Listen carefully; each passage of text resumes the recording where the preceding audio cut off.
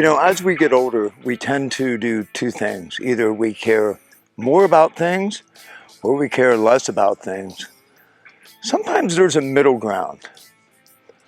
And I think this bike has a lot of middle ground. Let me explain. But first, make sure you hit the subscribe button so that we can let YouTube know that you like my videos.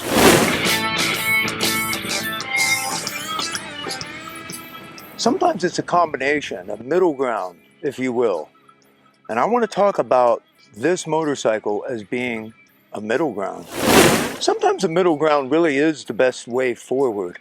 If you can't have a bunch of motorcycles, and God made many motorcycles because not one can do everything, but when you have this type of motorcycle, which is more multi-purpose, you know, you have to consider what the value is. One thing I am starting to care a little less about is how fast I can go on a motorcycle. It's great to have power under your butt. It feels good, even if it's just to have on tap. But as a former EMT from another lifetime ago, and from riding motorcycles literally as long as I've been playing drums, since I was about 12, I've seen some gruesome stuff, and speed isn't something that I just care as much about anymore. But you didn't come here today to learn about how fast you could go on a Royal Enfield, did you? I prefer the big bikes. I always have. But I am also starting to think about the benefits to having something that's a little bit lighter and that doesn't drink quite so much gas. And this might be the answer. I was looking at these as potentially being a good training fleet, because I think, you know, it still weighs 400 plus pounds. So the concepts are going to still be the same. And this bike is right around $6,000, and it's got full ABS and, you know, all the other stuff that you could want on a bike. It's got a couple of ride modes. So I am seriously curious about how this thing does off-road. The Royal Enfield seems to be hitting that line between what we older riders care about and what we don't care about. Now, don't think this is just for older riders, because it's not. It's just I'm an older rider, so you're going to get my perspective. The original Himalayan 411, which I put in another video, was only 24 horsepower, and it had 5 gears. It was air-cooled. It had 220 millimeters of ground clearance, which is about 8.5 inches. But this one increases the horsepower to 40. That's right, the 452 Royal Enfield is now 40 horsepower. Now, that's not stomping huge horsepower, but it is a major change from what it was. And it's a liquid cooled motor now, and it has 6 gears. And again, it depends on what you want to do. I call it middle ground. Let's go back to that middle ground again. It really is a lot of value for the money. There's dual sport bikes and there's adventure bikes, and there's a thin line there a lot of times. I'm going to clarify it the way I know how to clarify it. I'd say a dual sport bike is a bike that you probably would not ride a very long distance in order to get to the trail you want to get to.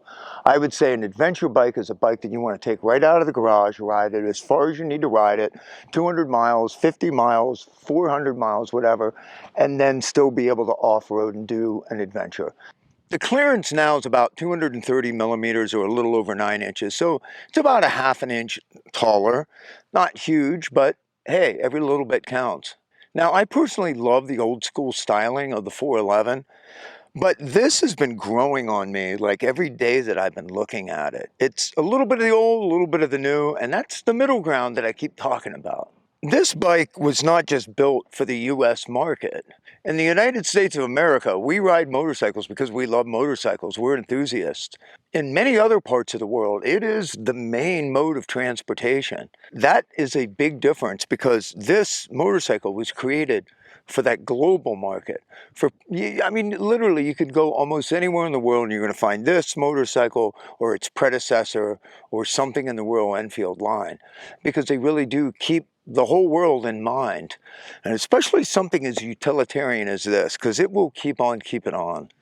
But that combination that I was talking about, that middle ground, may be the way forward. As we try to find our place in the motorcycling world, if you can only have one motorcycle, maybe the middle ground is what you want. If you want a really high-powered, fast bike, this isn't it. It's not a dirt bike. It's a lot of these things. It has a lot of those factors. And you know what? It feels smooth. I cannot believe how good the suspension on this motorcycle is. I was blown away. The first gear feels a little bit anemic, but by second gear, you feel really good. By the time I hit fourth gear, that's really where the bike starts to breathe, I feel like. First time for me anyway, off-road on the new Himalayan 452.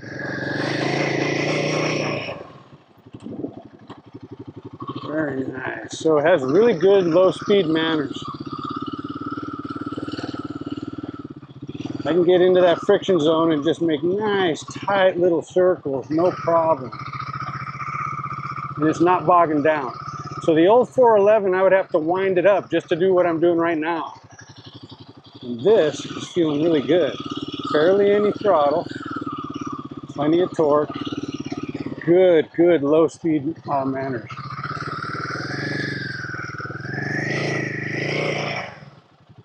The suspension feels better too. So I will for this one. Make a nice tight one. Nice. I'm not even working the clutch here. So this lower first gear is a benefit on this bike.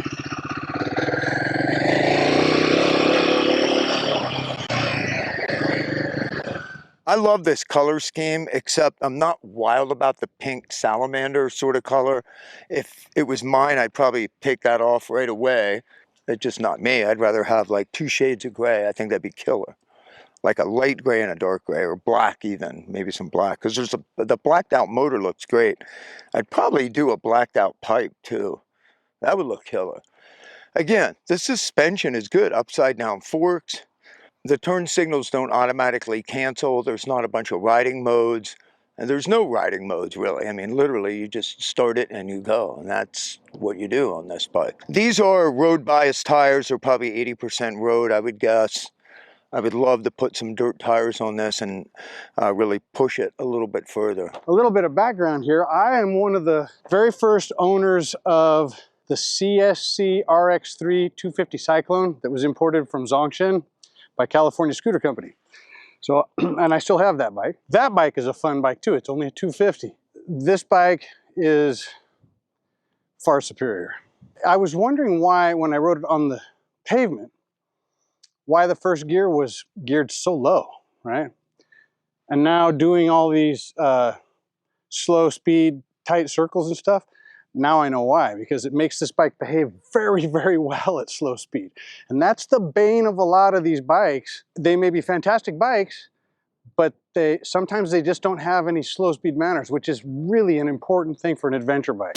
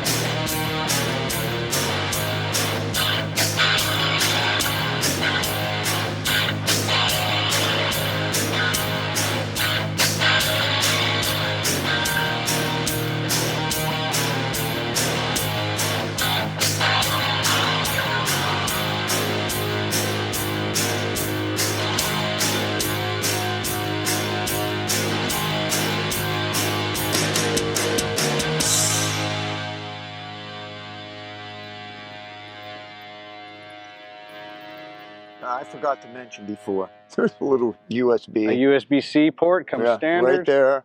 This is tucked in out of the way where it's virtually impossible to damage this brake reservoir now.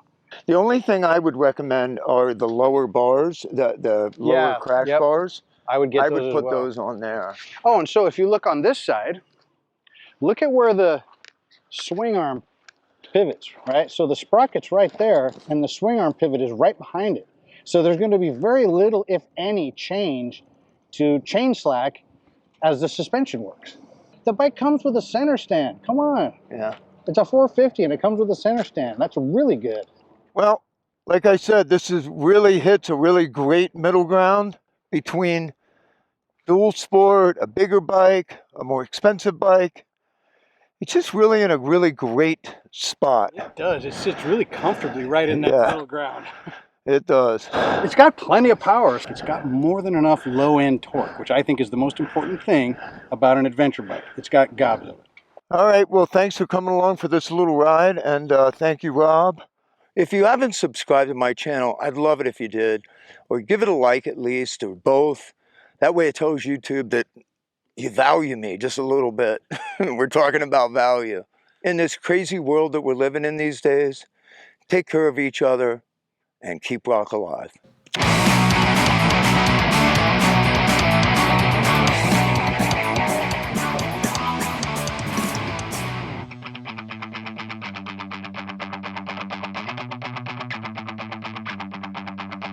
Mm-hmm.